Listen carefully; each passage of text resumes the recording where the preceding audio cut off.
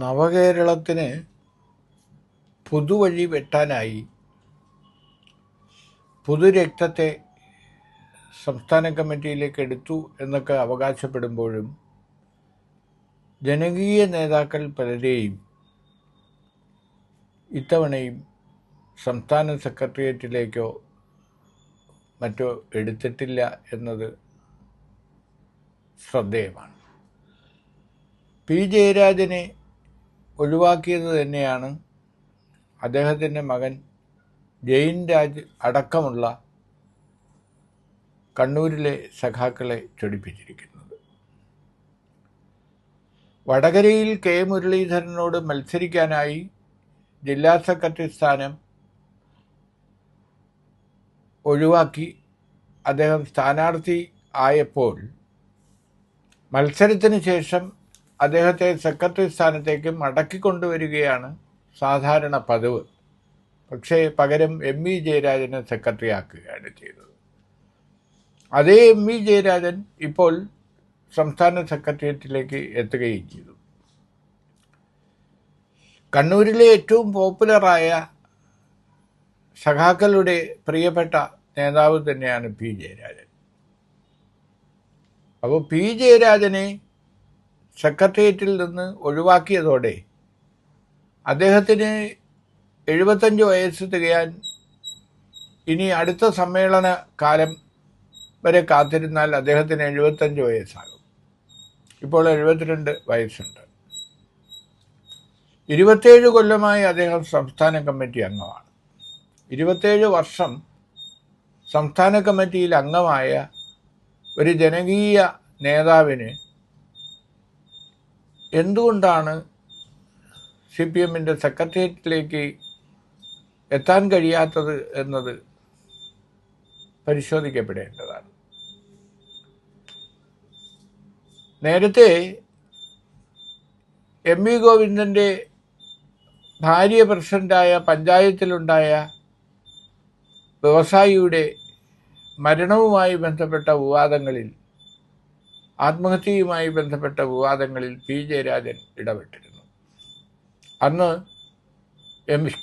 M V ഗോവിന്ദൻ്റെ ഭാര്യയായിരുന്നു ആ പഞ്ചായത്തിലെ president. അവർക്കെതിരെ ഉള്ള നിലപാട് പി ജയരാജൻ സ്വീകരിക്കുകയും വിമർശനങ്ങൾ ഉയർത്തുകയും ചെയ്തിരുന്നു.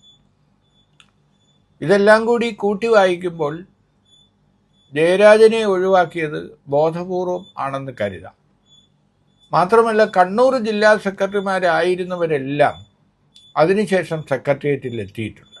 അങ്ങനെ എത്താതെ പോയ മറ്റൊരാൾ പി ശശിയാണ്, political secretary P Sasi. P Sasi secretary ആയിരുന്ന ഘട്ടത്തിലാണ് അദ്ദേഹത്തിനെതിരെ സ്ത്രീപീഡന ആരോപണം ഉയരുന്നതും അങ്ങനെ അദ്ദേഹം രാജിവെക്കുന്നത്.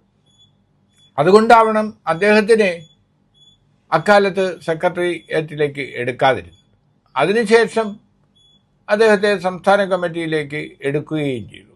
എന്നാൽ ജയരാജനെ സംബന്ധിച്ചിടത്തോളം അത്തരം ആരോപണങ്ങളോ അച്ചടക്ക നടപടികളോ ഒന്നും തന്നെ ജയരാജനെതിരെ ഉണ്ടായിട്ടില്ല. പാർട്ടിയിൽ അർഹരായ പല നേതാക്കളെയും ഇതേപോലെ തഴഞ്ഞിട്ടുണ്ട്. ഉദാഹരണത്തിന് വനിതാ പ്രാതിനിധ്യം ഉറപ്പാക്കാനായി ആരോഗ്യമന്ത്രി വീണ ജോർജിനെ ക്ഷണിതാവായി കൊണ്ടുവന്നിട്ടുണ്ട്. അതുപോലെ ഉന്നത വിദ്യാഭ്യാസ മന്ത്രി ആർ ബിന്ദുവിനെ സംസ്ഥാന കമ്മിറ്റിയിലേക്ക് കൊണ്ടുവന്നിട്ടുണ്ട്. അതേസമയം സുകന്യ, കണ്ണൂരിലെ പ്രമുഖ സഖാവാണ് സുകന്യ. കേരള സർവകലാശാല യൂണിയൻ ചെയർപേഴ്സണൊക്കെ ആയി സുരേഷ് കുറുപ്പിന് ശേഷം സർവകലാശാല രംഗത്ത്, SFI രംഗത്ത് ഏറ്റവും ശ്രദ്ധേയമായ പ്രവർത്തനങ്ങൾ നടത്തിയ സുകന്യ എത്രയോ കാലമായി ഒരു ജില്ലാതല നേതാവായി അവിടെ പ്രവർത്തിക്കുകയാണ്.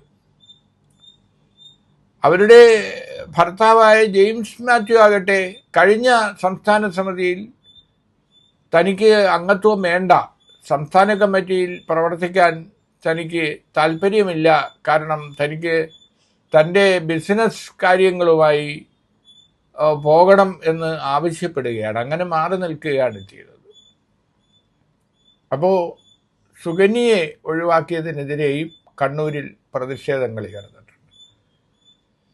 സംസ്ഥാന സെക്രട്ടേറിയറ്റിലേക്ക് വരേണ്ടിയിരുന്ന ഒരു പ്രമുഖ നേതാവാണ് 4 വട്ടം പാലക്കാട് നിന്ന് പാർലമെൻറ്റിൽ എത്തിയ NN കൃഷ്ണദാസ്. NN കൃഷ്ണദാസ് ഇതിനു മുമ്പ് കൊല്ലം സമ്മേളനം നടന്നപ്പോഴാണ് സ്റ്റേറ്റ് കമ്മിറ്റിയിലെത്തുന്നത്. 30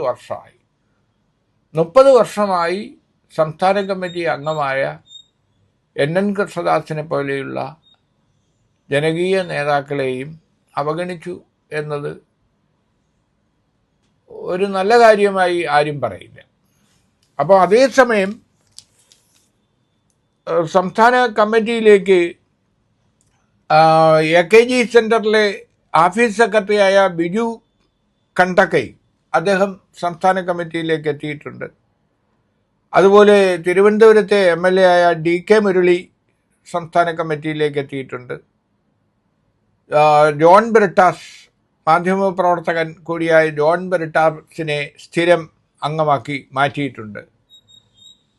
അതുപോലെ പാലക്കാട് നിന്ന് K ശാന്തകുമാരിയെ, കോങ്ങാട് MLA ശാന്തകുമാരിയെ സംസ്ഥാന കമ്മിറ്റിയിലേക്ക് ഉൾപ്പെടുത്തിയിട്ടുണ്ട്. അതുപോലെ നമ്മുടെ എറണാകുളം കൊച്ചി മേയർ M അനിൽകുമാറിനെ കമ്മിറ്റിയിലേക്ക് എടുത്തിട്ടുണ്ട്. അതേസമയം നമ്മുടെ A പത്മകുമാർ, പത്തനംതിട്ടയിലെ മുൻ MLAയും പ്രമുഖ നേതാവുമായ, ഇതുപോലെ P ശശിയെ പോലെ തന്നെ P ജയരാജനെ പോലെ തന്നെ 27 വർഷമായി രംഗത്തുള്ള അദ്ദേഹത്തിനെ സംസ്ഥാന കമ്മിറ്റിയിൽ ഉൾപ്പെടുത്തിയിട്ടില്ല. അതിൽ അദ്ദേഹം പരസ്യമായി FBയിലൂടെ ഇന്നലെ പ്രതിഷേധിക്കുകയും ചെയ്തിരുന്നു. പിന്നീട് ആ ഫേസ്ബുക്ക് പോസ്റ്റ് പിൻവലിച്ചെങ്കിലും ആ പ്രതിഷേധം ഉണ്ട്. അപ്പോൾ യുവാക്കൾക്ക്, പുതിയ മുഖങ്ങൾക്ക് പ്രാധാന്യം നൽകുന്നു.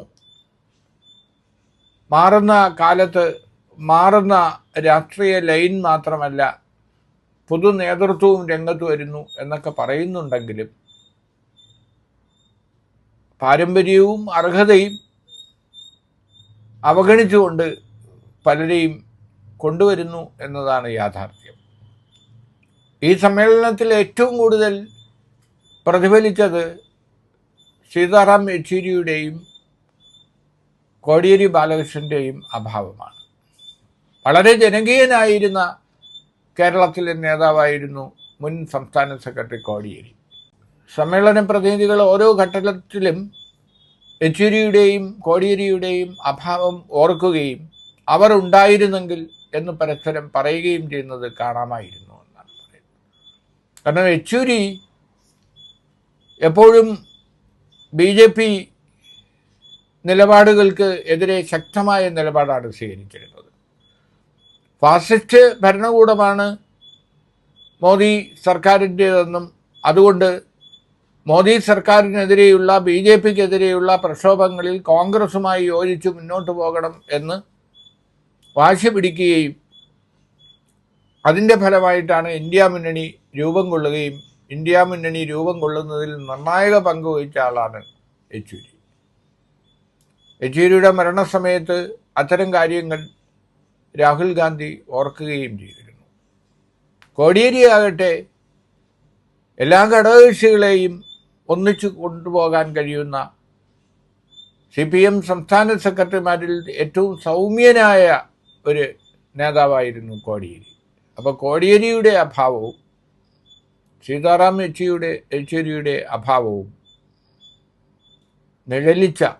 പ്രതിഫലിച്ച ഒരു സമ്മേളനം തന്നെയായിരുന്നു കൊല്ലത്തെ സമ്മേളനം.